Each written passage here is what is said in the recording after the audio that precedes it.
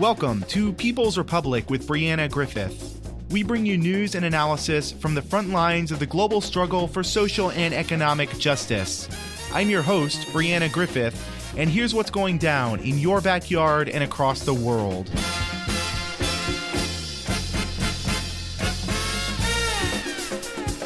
We are starting a new segment this week. I am very happy to be introducing our new segment. There's going to be once a month, and we're going to talk about union news and union issues. To talk about this, we are going to be joined by Ken Zarifis, who's the president of Education Austin. Thank you very much, Ken, for coming back on the show. Oh, it's absolutely my pleasure. I had such a good time last time. Thank you for inviting me back. Oh, yeah. I love the opportunity to talk about really kind of unionization because it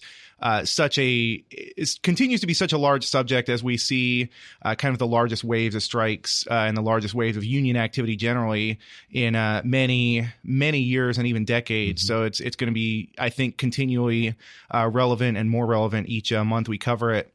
I'd like to first, though, get into a little bit of kind of your story, how it is that you came to be a union organizer and what sort of drew you to this work. Well, thank you, Brianna. I'm sorry, Brianna. I would like to, early on in my work, I was a teacher for 12 years at Burnett Middle School. And what I ended up facing in the early 2000s after the NCLB, No Child Left Behind, became law out of the Bush administration, which required testing of all students, I got frustrated with the amount of testing that we were having to do at my middle school here in Austin. It got to the point where we not only had what was then the tax test, but also 3 benchmark tests, which meant 6 benchmark tests for me, writing and reading. And then they started to do 6-week tests. So every 6 weeks, reading and writing tests. And these are full-on tests. It ended up taking up 44 days of my school year, 1/4 of my teaching. And I just got to the point where I said, I'm not doing this anymore. No more. I went to the principal. I said, I'm not going to give these 6-week tests. I won't do it. I'm not going to give the benchmark. I'm not going to do these tests. I'll give the STAR test or the tax test at the time. She said, you're either going to give them or I'm going to compile information. I'll document and I'll get you out of here as soon as possible. So that sent a bit of a concern throughout me. And so I called my union at the time, Education Austin. And Education Austin is a merged union of both the American Federation of Teachers and the National Education Association. We're those two organizations together, and we came together in 1999. And so when I called Louis Malfaro, who was the president of Education Austin at the time, and I said, Louis, I never call you. I never asked the union for anything. But right now, I'm not giving these tests, and I need you to have my back on this. And he said, whoa, slow down, Ken, slow down. Don't do it by yourself because they'll pick you off. Let's do this together. That was one of the most important statements that I've had in my professional career. Let's do this together. Let's do this, in other words, in solidarity. Therefore, my entrance into the union work. I was a union member before, but really got involved then. We built an overtesting committee. We brought the district in. We got the district to commit to that. We started building on a legislative agenda. We got legislation. When we couldn't move anything in the district, we got the legislature to put law in to protect against over-practice testing. We then were able, through a change of administration, eliminate a lot of the benchmark testing in Austin. So this propelled me into union work, something I was very passionate about, and I just haven't left. From that point, getting involved in the executive board, getting involved in other union issues, going at a state level and a national level, and then running for office in 2010 and being elected. I think that is such a powerful kind of statement that let's do this together. I personally have never kind of done actual union organizing. I've never been part of a union. I would like to, but generally I just, through the kind of work I've done, the part-time jobs I've taken, I often haven't had the opportunity. But what I have had the opportunity to do at various points was to get kind of fellow workers together to kind of organize this particular spot. I can use a kind of one example for me was that we we basically were making about $10 an hour doing a lot of grunt work. Independent contractor, which was an illegal classification. I've lost a lot of money through wage theft through independent contractor classifications. we basically you did the best we could without kind of a union presence to kind of essentially slow down and make sure that we're having a real morale problem. What would help that morale is this, and this. So through that and some kind of other maneuvering, including me having a couple contacts at, for instance, the Workers' Defense Project and other sort of things, I honestly kind of bluffed my way through, but we were able to. A lot of this work is bluffing. It's a lot of smoke and mirrors, but we do it well. And we push and get what we want. Yeah, and essentially, even through that, we were able to get a major pay increase. We were able to get reclassified, and for a brief time, we were able to get health care. The problem with that was that we didn't have that union backing, so we weren't able to maintain that. And so, because of the at will contracts, we were basically terminated not too long afterward. But it showed people, I think, that organization showed people what can be done when workers work together rather than trying to do everything by themselves. And I think we're seeing that to a large degree with teachers who may not have understood what their unions did, what their unions were for, until these kind of real moments of pressure points. Oh, you're exactly right. And I think that what exacerbates that reality here is that we live in Texas. Yeah. Now, there's a lot of reasons I love Texas. I didn't grow up here, but I like being here. But one of the things that I don't like about it is the adverse nature of an attitude towards unions and work. Really, it's about an adverse attitude towards workers. Mm-hmm. They want to use and exploit workers. They don't want to compensate workers. They don't want an exchange of labor for, the ability to pay my rent and to live. And so, we find ourselves in a place where people don't think we have unions. But I got 3,000 members, the largest union in the city, that are paying dues to a union every single month. So you can't tell them there's not a union. And when you look at our successes over the last 7, 8, 9, 10 years, you could put a lot of those successes up against any union in the country, collective bargaining presence and contract or not. And so I think that you speak to a really important point. One, it's important for workers to rise up. It's important that they have their voice. That voice is every bit as important as any damn CEO in any company. Yeah. The worker voice, I would argue, is far more important. Well, I think another side of that I've often pointed out is if your CEO left for a week, if your CEO took a week vacation or a month vacation, would anybody notice? Versus if you or the rest of your workers, if the rest of the people on your shift took a week or month long vacation, the entire thing shuts down. Oh man, it's so true. And when people rise up, and it's a little bit of what Lewis was talking to me about all those years ago. This is in the early 2000s. Do it together, but he also had a system, a structure to maintain the togetherness, right? And so union work isn't just about the emotional reality of a crisis, which it is, but it's also about sustainability of a movement and provides the resources to sustain that movement. And that's what we've got to move towards. That's what was so exciting about Book People. A year ago, unionizing, finding out, yes, this is this hip place, but maybe they don't have the greatest practices. And to be able to call them into account was powerful, but people just rising up may not have had a sustained impact. Having a structure and a requirement of Book People to engage with them does sustain it. And that's very powerful. We were talking a little bit before we started recording this segment about sort of the different struggles within Austin that education in Austin is engaged with, but also the struggles in other major Texas cities and in other parts of Texas. What has currently kind of been on your radar as priorities? Well, let me break it down just from a national, state to local level. Nationally, just this last weekend was a fantastic presidential forum. And the candidates came forward by the request of Journey for Justice, the National Education Association, American Federation of Teachers, and other unions across the country to finally get these candidates to talk about education.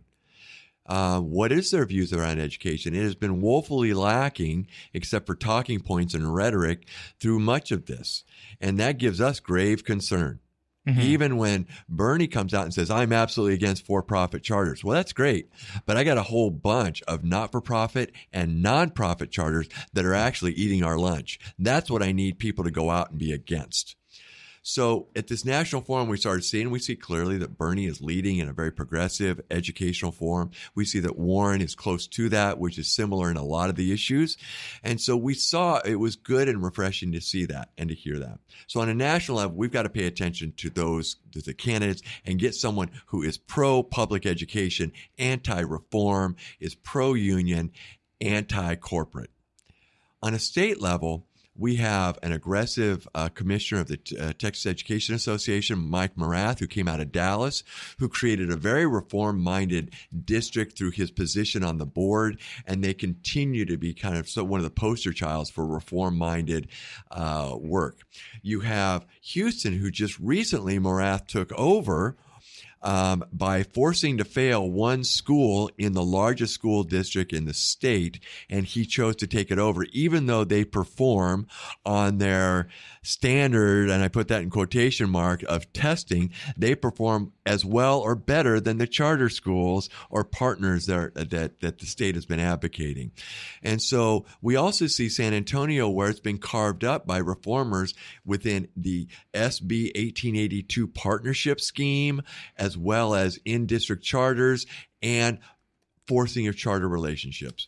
And so this becomes a real problem statewide because we're right in the middle of that in AISD, and that gives us very much a lot of concern. Locally, we just had a vote by this board that I believe that inappropriately and without paying attention to our community closed 4 schools, 3 of them being in East Austin and one just east of Lamar. So we have plenty of work to do here locally that we'd like to engage a lot of people that are involved as a community, but also in social justice work to stop it.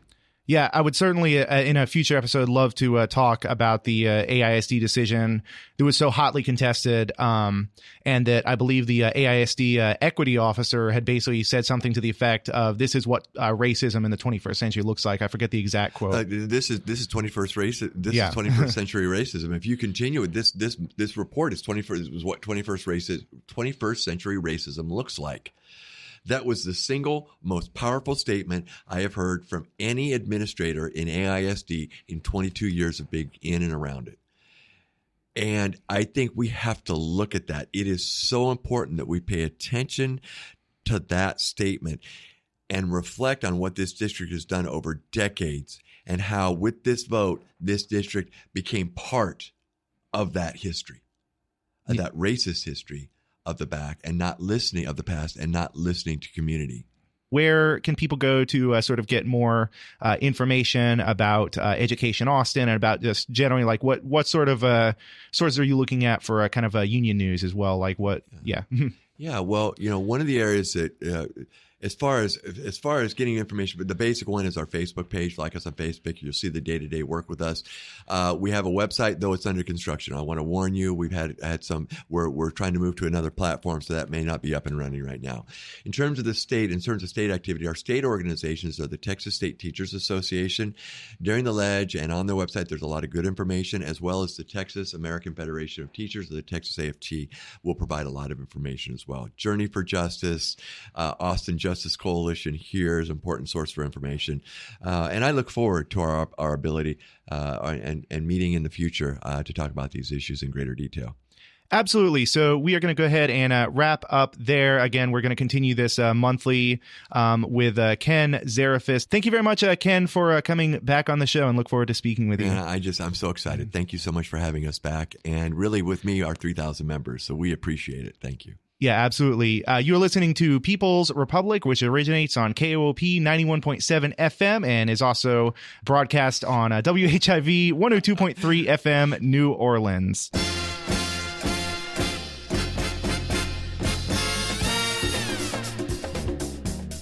Now it's time for a new monthly segment, Environmental Justice with Marissa Rodriguez. Marissa is an organizer with the Party for Socialism and Liberation based out of Dallas-Fort Worth. And we're going to be talking every month about different environmental news and how that relates to race, class, and other issues of social and economic justice. Thank you very much, Marissa, for coming back on the show. Hey, thanks so much for having me. For this week, we are going to be talking about an article for Liberation News titled, "This Neighborhood in Denton Has Had Poisoned Water for Decades. Now They're Fighting Back." I'm wondering if you can bring us through a general run through of what this article is about. Sure, yeah. So there is a smallish but sizable still community up in the college town of Denton, Texas, which is about 45 miles north of downtown Dallas. It's a college town. There's 2 colleges there. Lots of different types of people live there. But this community in particular has mostly Spanish-speaking working class citizens. They've been there for decades now. In the last 6 years, they were incorporated into the city proper. So that means that they pay taxes. But what it also, unfortunately, what it doesn't mean for residents is that they don't have clean water, nor do they have basic municipal, services like trash pickup. They don't have good streets. Their streets are very, very bad. Non-existent, really. So that means no street lights, just general sort of things you would expect for a city, especially a neighborhood where there are children. They don't have these things. So in particular, right now, the concern has to do with water and access to clean water. There is a well on the property which is owned by a family who some of the tenants pay rent to. Some of the other tenants actually own their own homes and trailers and other sorts of dwellings. But the main problem being that the well owner actually informed residents about 2 weeks before the start of November that he was going to actually be making the water completely inaccessible. He was going to be shutting it off. He was going to be making, no more water for anyone, which is obviously a huge problem. Now, the water that exists in the well currently is actually not, it's not drinkable. It's dirty, it's yellow, it's orange. It's not water that people actually consume. A lot of residents will actually attempt to filter it and then use the filtered water to wash clothes and wash dishes and do things like that with it. So essentially, this community relies on donations and other ways of getting water into their communities because they don't have just a faucet that they can turn on with clean, reliable water source. So it's a big problem, especially compounded by the fact that most of these families are working class, non-English speaking families.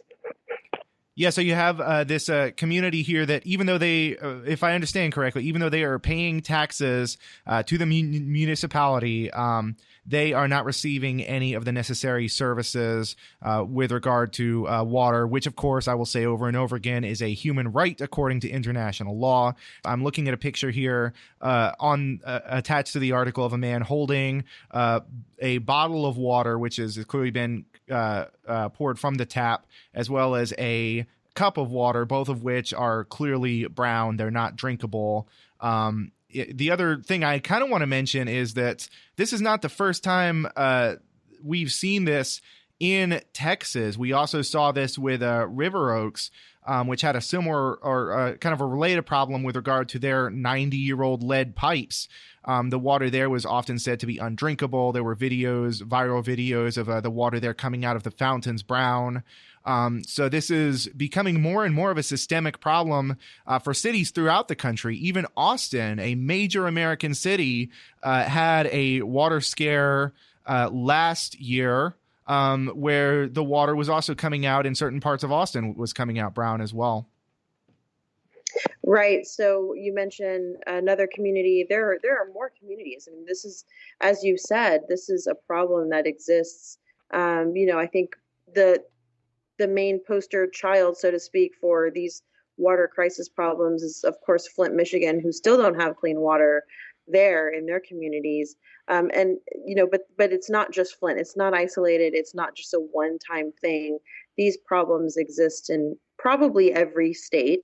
And certainly, they certainly affect communities of color far more than they're going to, you're not going to find these problems in the moneyed part of towns, which are going to be disproportionately, white communities, people with money are not experiencing these problems in the United States, in Texas, in Michigan, where have you. They're not having these problems. So yeah, this is definitely something that affects disproportionately communities of color all over. Absolutely. I also think there's an element to this story in particular, the Green Tree Estate story, that speaks to sort of the illusory nature of what we consider to be prosperity in the U.S. And that is to say that many of these people own their land. They own the trailer. They own the land that the trailer sits on. This is often considered the gold standard for quote unquote independence within the U.S. Is if you own your land, you own your house, that you should be able to kind of do what it is you want, that you should have a measure of kind of social economic freedom. But in this particular case, in Green Tree Estates, so much of this is not necessarily helpful to them at all when this one family, the Roddy family, is able to control the water supply when they, through their own private ownership, were able to cut off the water to much of this community. It kind of shows that land ownership and that just generally this kind of ownership of small amounts of property is not really enough to guarantee you any sort of security. Again, it's not even enough to guarantee you access to clean water. But then, in fact, we need more communal we need more communal solutions to these communal problems when this seems to be at least partially caused by essentially a fight over, who has the right to this private land and who can do what with it. That's absolutely correct. I mean, just kind of thinking about this a little bit further. I mean, these people who own their properties, who own their homes, don't have access to this water. And the city of Denton is sort of throwing their hands up in the air and sort of acting like, well, it doesn't, whose responsibility is it to provide people with water, which, as you've mentioned earlier, is a human right. There's also this notion too that, people generally, other communities, they hear about this, they want to help, they want to get mobilized, which is fantastic. They're sending donations of water. From what we understand on the ground there in the community, a lot of times those donations get swiped. So folks are trying to mobilize, they're trying to help them, but, no amount of donating water can actually solve this problem, which is systemic. It's a systemic problem. It's not just, oh, they need some bottles of water, like, let's get them some, because at the end of the day, really there's not enough bottled water on the planet Earth that's going to make this systemic racist problem okay. It's a systemic problem. The city of Denton is, they had to be pushed. They had to be threatened with litigation from communities doing good work here in Denton, Dallas-Fort Worth area, doing their work to get the city of council just to even extend a state of emergency into May, which would bring, potable drinking water into the community for the students, the children who live there, so that they can finish their school year without disruption, without having to move or otherwise, not have water. So it's a problem that even if, one owns their own land, one owns their own trailer, what have you, that's not the be all end all. That's not truly a prosperity indicator, because if you don't have access to water, you have nothing really. And on top of that, the fact that the city of Denton, as you said, has just thrown its hands up in the air and said, this is not our problem. Well, then whose problem is it? If a municipality is not providing its residents, all of its residents, with the basic amenities for life, then whose problem is it? It becomes such an individualized solution. One of the other points you raised is that bottled water, just providing enough bottled water to these residents isn't enough either. And in fact, if you look at the bottled water industry, often it is these companies privatizing the water supplies that are responsible for the lack of clean water to so many communities. For instance, you see the massive revolts in Chile in Chile right now, a lot of which was caused by essentially the privatization of water that happened under the Pinochet regime and has continued under Piñera. But yeah, so much of the privatization of water has led to the lack of water or the scarcity of water, or even the entire using of water resources by these private corporations who are able to buy up entire municipalities' water supplies for a very minute fraction of what it is they sell it for, and often pay no taxes on it. So yeah, the privatization of water, I don't think is necessarily responsible for this, but it is a compounded problem for sure. I think what we've seen in other towns, what we've seen in other communities where this happens, where clean water is systematically denied to people, is that it becomes the pretense usually for gentrification. So that is, if you want people who are entrenched in a community, especially Black and brown people, if you want people in that community to move away, you deny them the basic services that they need to survive until they're forced to move away. That's what we're seeing in River Oaks. That's what we're seeing in Flint, Michigan. That there's it's not just abdication of responsibilities, but there's a more sinister motive usually implied behind it. Is there something similar happening in Green Tree Estates? Is there an attempt to sort of either gentrify or otherwise seize control of that land, or is this simply an abdication of of the city and of the community's responsibilities here? Well, I certainly think that there's absolutely the potential that this is meant to be a way to get people off the land so that the landowner can then sell it.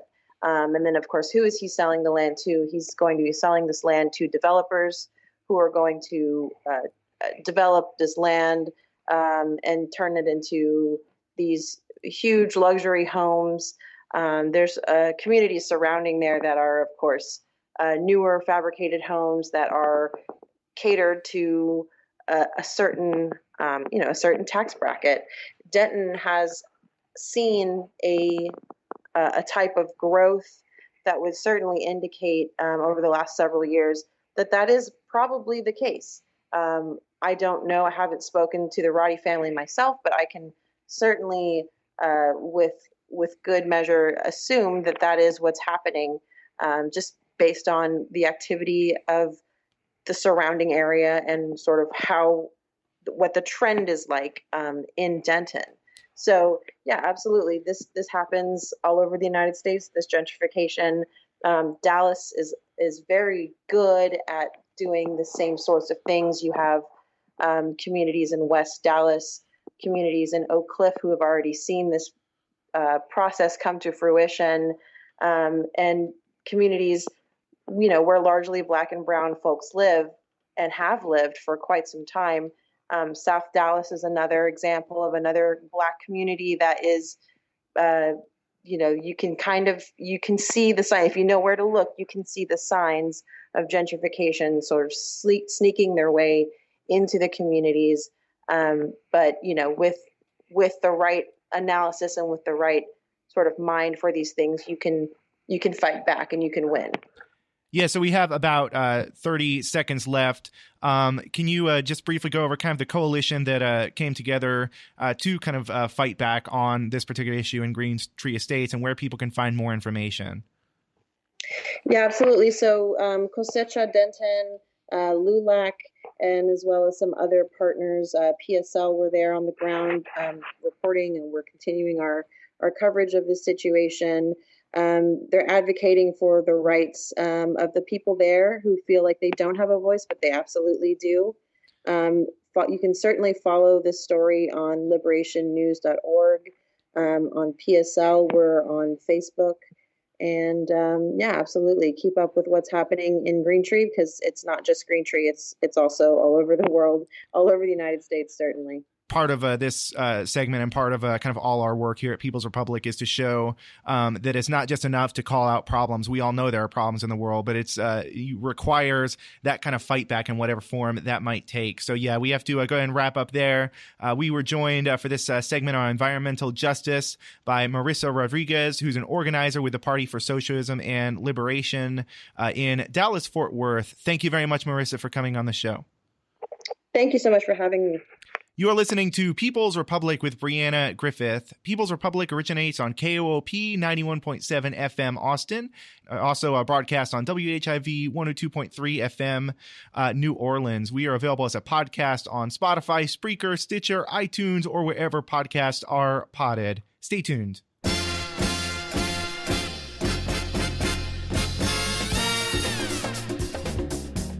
Now it is time for our returning monthly segment, Tech for the People, with Chris Garafa. Chris is a technologist based in New Haven, Connecticut, and we're going to be talking, of course, about the latest tech news of the month. Thank you very much, Chris, for coming on. Hey, thanks for having me back. Great to be back. Let's start with the first article. This is from New York Times that says the title is Facebook and Barr escalate standoff over encrypted messages. So, yeah, what is kind of the main message of this? What is the revelation here? Well, let's, this is actually an article that's in a much bigger context, frankly. So we should, take a step back. First, let's just, for the audience who doesn't know what encryption is, let's say that I wanted to send you a letter and I wanted to make sure that no one else could read that letter in transit. Somebody could certainly open the envelope and read it and reseal it.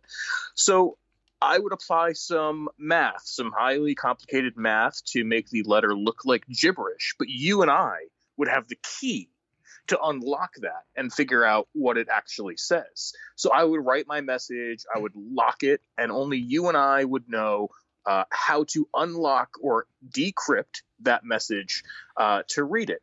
This is just a basic thing that, almost all communications on the internet relies on. When you go to a website, if it's got that little lock icon, that means that your communication with that website is encrypted.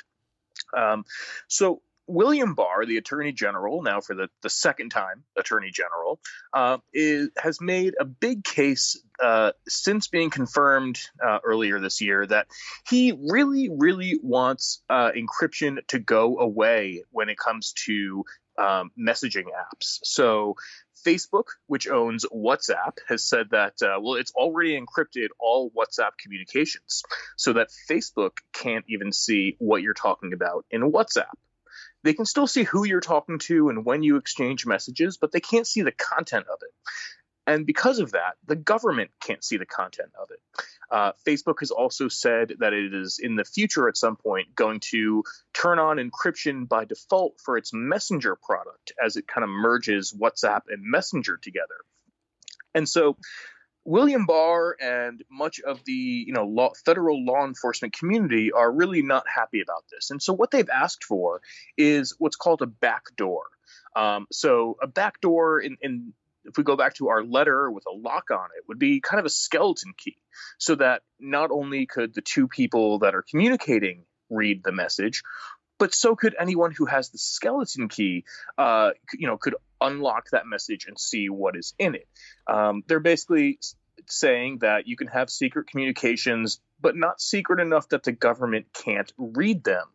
Now, of course, we know the government has a long history of eavesdropping, of wiretapping, of snooping on our phone and internet traffic, our text messages, our web browsing, even up to, what books we've taken out from the library. So this is not surprising to me.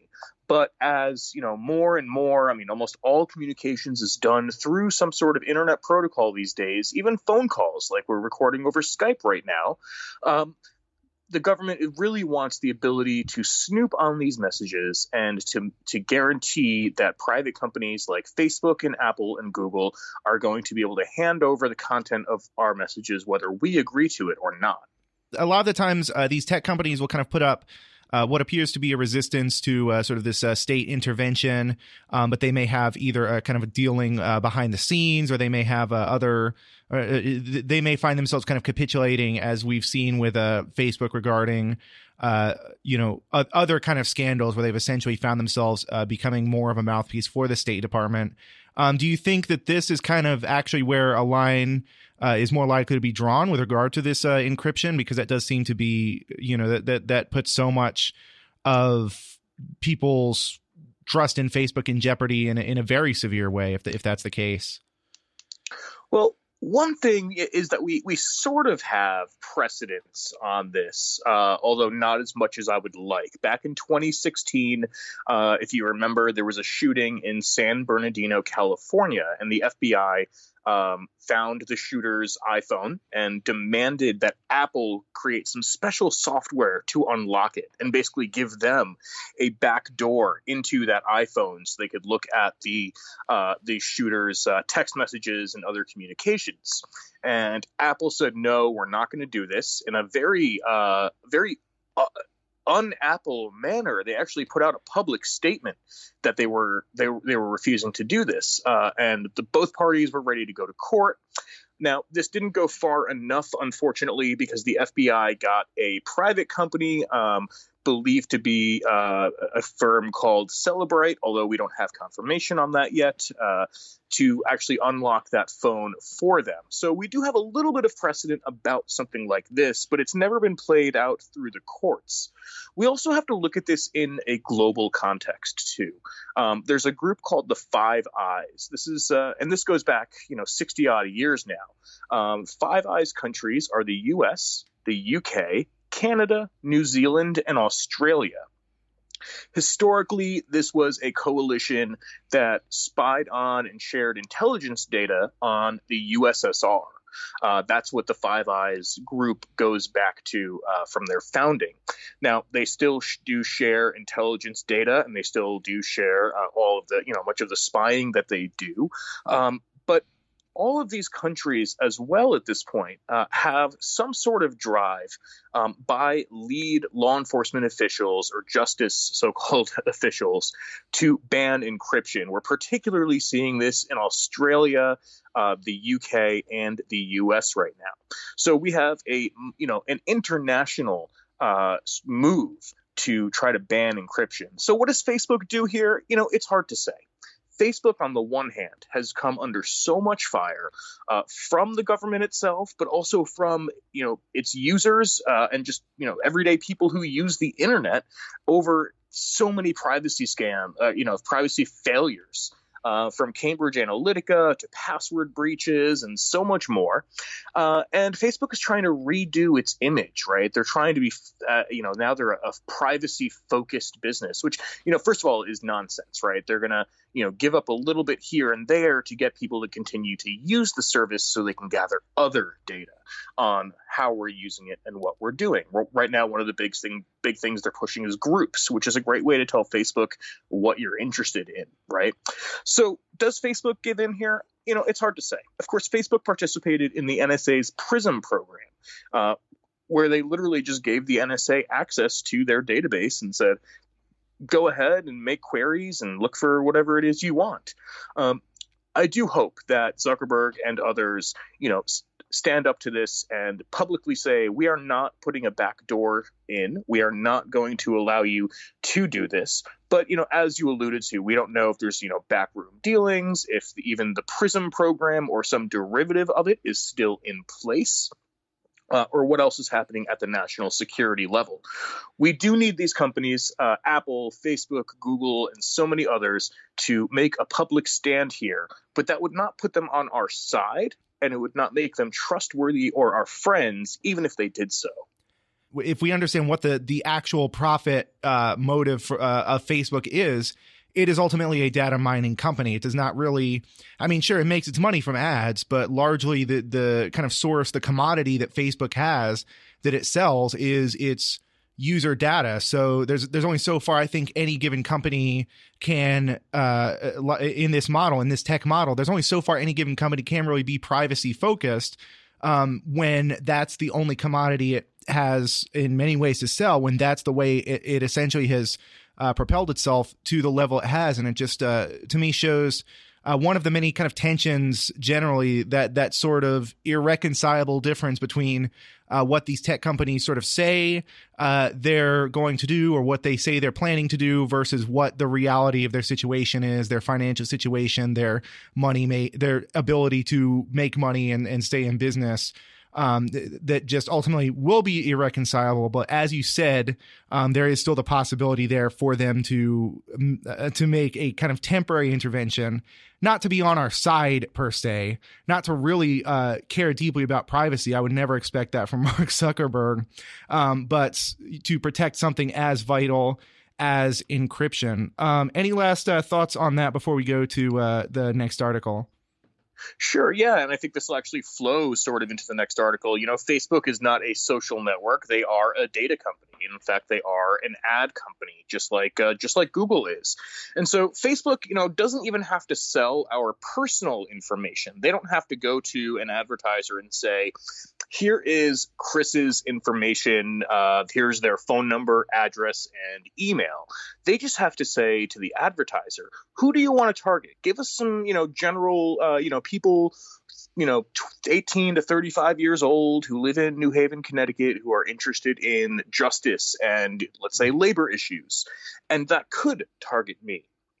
And so Facebook, does do this tracking, and they have so much about us. They don't have to give away our personal, identifiable information out to the advertisers or anyone else for them to continue to make money. They just have to collect it and provide the conduit with which advertisers can then target us. And so, getting into the next story that I sent you, we have a story about Google. Again, Google is a data company that helps to sell ads. They happen to have a search engine and an email program and some chat stuff and, all these other things. But they are a data company and they sell ads. Well, what kind of data do they collect on us? Unless you've gone through a number of steps that are not very, clearly defined, or they're not very, clear in the documentation, Google collects your location whenever you're using one of its apps. And so in the story we have here, which I flagged for you from Forbes, Google got a request from law enforcement around Milwaukee, Wisconsin. And actually, it was the ATF, the Bureau of Alcohol, Tobacco, Firearms, and Explosives, which asked Google, "Can you give us all of the people whose phones were in this general area?" It was about 29,000 square meters. So the ATF said, "Google, we need all the people whose phones were in these 29,000 square meters around this period of time." And so what did Google do? It handed over 1,500 phone locations in that search, right over to the ATF. There were, in fact, the count was 1,494 phones that Google just handed over to ATF and said, "Hey, these people were in that area during the times that you asked about." The people whose phone information was handed over had no idea this was happening. And in fact, they probably had no idea that Google was tracking the location of their phone. There's a few things in this story, right? There's a few layers here. So first of all, Google has made it very difficult to actually turn off whether or not your phone is reporting its location in a way that Google is going to save into its location history, what's called its Sensor Vault database. You can't just turn it off in the Google Maps settings. You have to go through another setting in your Google profile and turn it off there. And I'll tweet that out later on with a link to the details, because it is pretty complicated. They make this kind of hard to do. The other thing to consider here is that the ATF most likely just went through the easiest way to do it, which was through Google. The way your cell phone works is that, you have to have good signal. And for good signal, you have to know which towers are nearby. And our phones, switch instantaneously from one tower to another, and actually connecting to three or more at a time in order to get us, that signal, so we can talk on the phone, we can send text messages, we can browse the web and watch Netflix. That's just the way basic cell phone service works. So rather than going to each of the individual cell phone tower owners in the area, AT&T, Verizon, Sprint, whoever else, they just went to Google and said, "Hey, you probably have, the information we need. Let's start with you first," rather than submitting what's called this geofence request to all of the cell phone providers. But if they wanted to, they could still go to the cell phone providers and say, Google didn't have what we wanted, so what can you give us on this? And that's just the way that our cell phones work. So if you don't want anyone to know where you're at, one of the steps you have to take, unfortunately, is leave your phone at home. There's also kind of the issue with regard to the cell phone towers that in addition to kind of the cell phone towers themselves being a kind of point of data extraction, there's also the fact that police have at various points used, I believe it's called the Stingray, that sort of mimics the cell phone towers, and that cell phones kind of bounce off that. So that then becomes kind of a third way that I believe police and different surveillance agencies are able to essentially surveil and to extract this data. That's right. And we should talk about this. It's actually very timely because the ACLU just filed a lawsuit against Homeland Security, in particular against CBP and ICE, to get information on what kind of Stingray technology they use and where and when, and there are processes for it. Because in 2016, the ACLU submitted a FOIA request, a Freedom of Information request, which you can do to any government agency, and said, hey, CBP and ICE, tell us about your use of Stingrays. And both agencies came back and said, we don't know what you're talking about. Even though a government report also had said that CBP and ICE spent about $13 million on Stingray technology. So clearly they're using it for something. But they came back to this FOIA request and said, no, we have no idea what this is. We have nothing for you.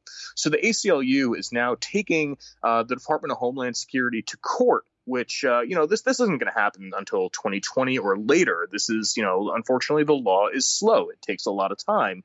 Stingrays are very much, should be in the news. We know local police departments have used them. The FBI has used them. The DEA has used them as well. And for, Stingrays, just on a basic premise, they look like, to your phone, they look like a cell phone tower. So having a Stingray device up, let's say the police put one up, that means that your phone, if you're close enough, is going to connect to the Stingray device.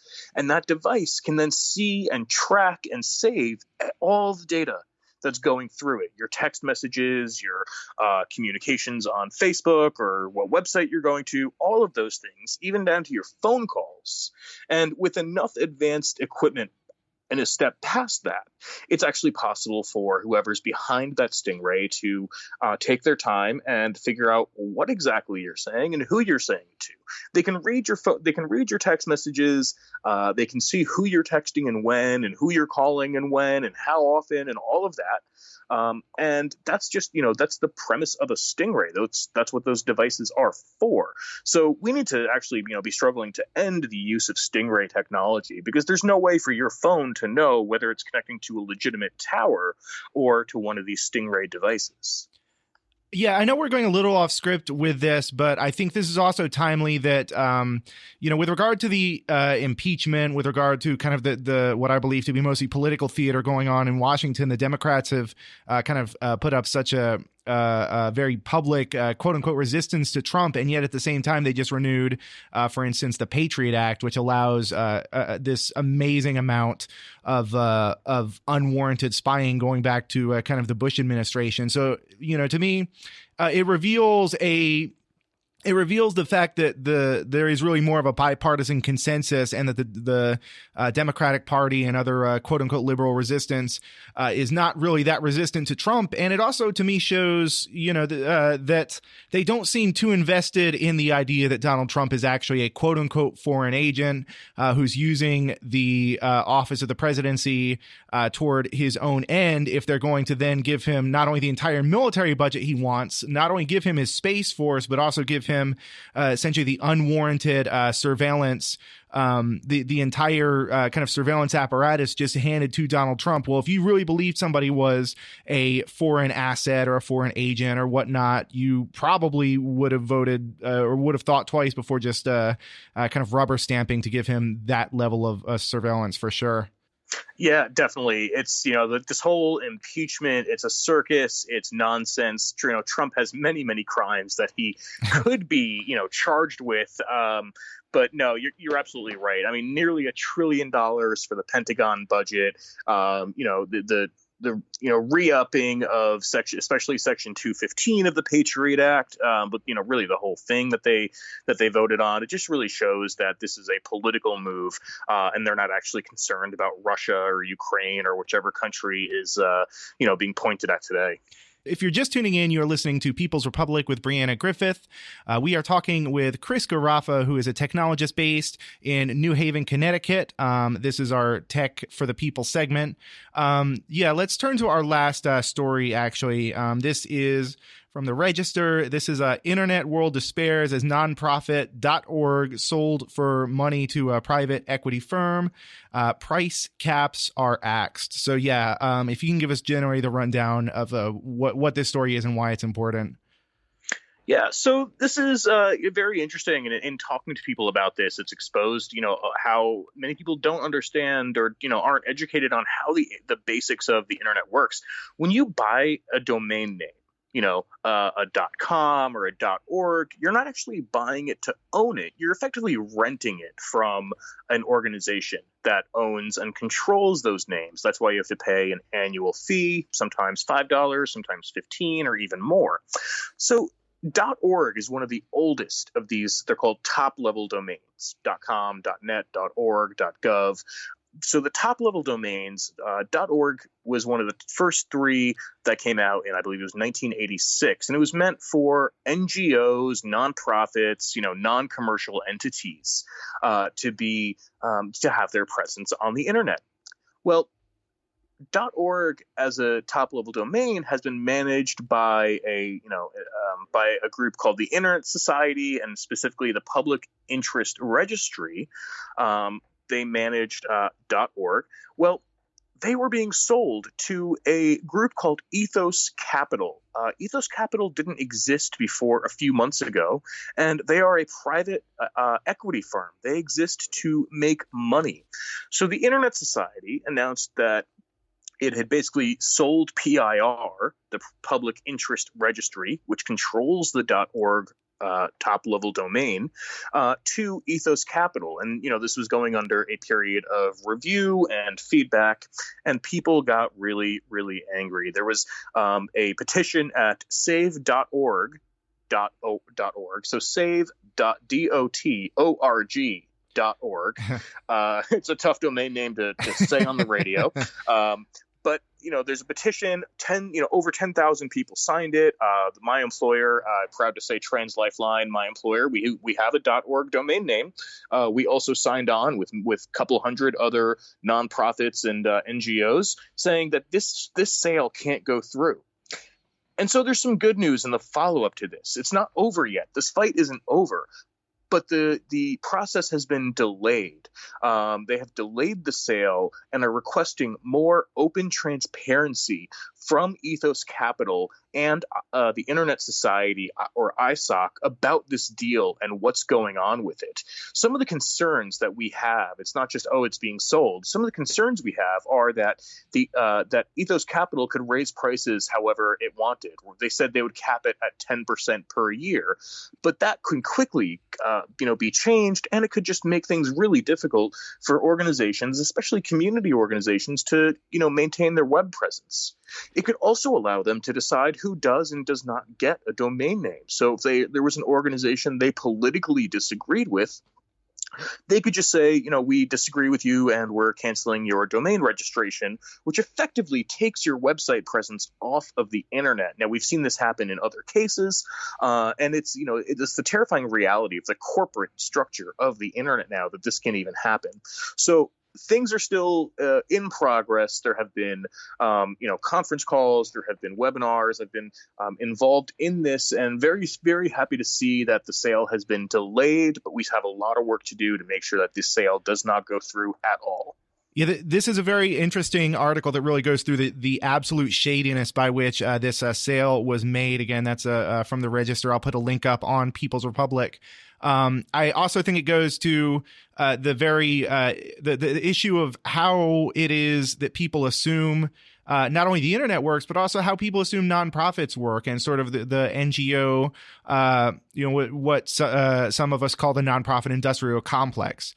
So, people assume that if something is done through kind of a nonprofit or an NGO structure, that it's somehow relatively neutral, that it's somehow relatively regulated or whatnot. When in reality, having worked for different nonprofits, often what I've seen is that nonprofits tend to be a sort of privatization scheme. Where it tends to be sort of a bait and switch. So, for instance, within education, these nonprofits came in to essentially fill the gaps from the cutting of school budgets and from the various kind of neoliberalization schemes. These nonprofits kind of came in to fill the gaps to make it look like things weren't being as cut as much as they were or privatized as much as they were. But then you find out very much that the nonprofits are not as they're not as accountable to people as an actual government agency would be. Sure, within a capitalist government, we can talk about the complete lack of accountability that anything within the U.S. state has, but generally there's still some semblance of having to be accountable to the public with regard to a government agency versus, I think, the NGO. I wonder how much of that goes to sort of like what the foundational infrastructure of the internet is in ways that I think people don't really understand. Can you talk to that a little bit, or? Yeah, absolutely. There's just a long and storied history of the internet as we know it today, coming very much out of military and scientific research. Originally, DARPANET, ARPANET, the original kind of the historical versions of the internet that the current internet kind of came out of were connecting military bases, or they were connecting schools, universities to share research. And then, finally in the late 80s, early 90s, corporations were allowed to get involved and buy their own domain names. And now pretty much, the internet as we know it is run for profit. And it doesn't have to be this way. The government could have maintained the rights to the technologies and the right to oversee and basically public ownership of the internet as we have public ownership of the airways. Now, the implementation of that public ownership is a whole other question, but it would at least be a start. So everything that on the internet, from the connection that you have at your house to the server that you have to rent to the connection that your server or Netflix or any other website has to others, is all corporatized at this point. And that's a problem because these private corporations are run for profit. And even the NGOs that are sort of involved, they are still subject to political whims and have, in many cases, very highly politically connected people at the front lines of them, doing what they think is best for their friends, their governments, their, what have you. On the other segment you do with Radio Sputnik on Loud and Clear, you always have kind of a kind of tip of the week as to how people can kind of improve their privacy, or how people can sort of apply best practices with regards to technology. Is there anything you'd like to sort of add to just kind of help people out for that? Yeah, I would love to add this. I would love to say, people may have seen in the news that Google is firing organizers for doing completely legal labor organizing on the job. One thing that all workers should know, no matter what kind of organizing you're doing, if you have a work computer or work phone, don't ever talk about anything personal or not related to work on it. And if you bring your personal phone or laptop to work and you connect to their Wi-Fi, then, actually don't connect to their Wi-Fi, because they can monitor everything you're doing on their network. And that's completely legal because the law says that they own that network and they own the computer they've provided you. So keep your work life and your personal life and technologies completely separate. Yeah, that's, I think, a great place to end on. We were joined once again for this regular monthly segment, Tech for the People. We were joined by Chris Zarifis, who's a technologist based in New Haven, Connecticut. Thank you very much, Chris, for coming back on. Thanks for having me. That's all we have for this week. You have been listening to People's Republic with Brianna Griffith. People's Republic originates in Austin, Texas, and is also available as a podcast on Spotify, Spreaker, Stitcher, iTunes, or wherever podcasts are podded. You can also find us on Facebook and Twitter at People's Radio ATX for more news and analysis. We are out of here.